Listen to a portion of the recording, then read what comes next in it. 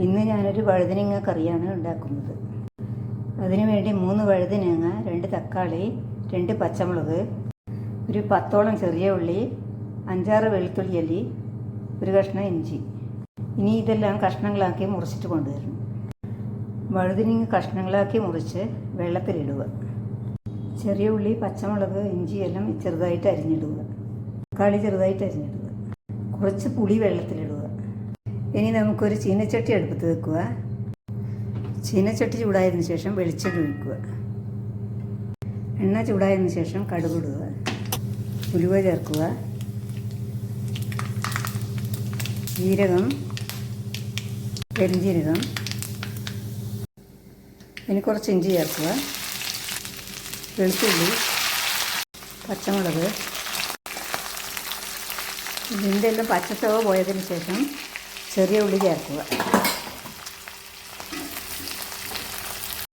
കുറച്ച് ഉപ്പ് ചേർക്കുക. ഇനി മസാലകൾ ചേർക്കാം. 1 സ്പൂൺ മല്ലിപ്പൊടി,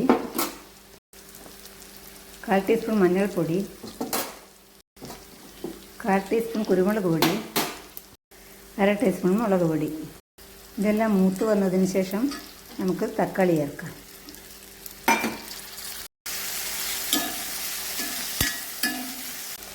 ഇനി വഴുതനങ്ങ ചേർക്കാം. ഇനി ഒരു 5 മിനിറ്റ് അടച്ച് വേവിക്കുക. ഉടയാൻ പാടില്ല, ഉടയാതെ വിധത്തിൽ ഇളക്കണം. ഇനി നമുക്ക് പുളിവെള്ളം ഒഴിക്കാം.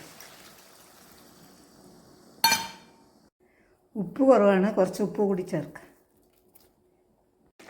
വെള്ളമെല്ലാം വറ്റി വന്നിട്ടുണ്ട്.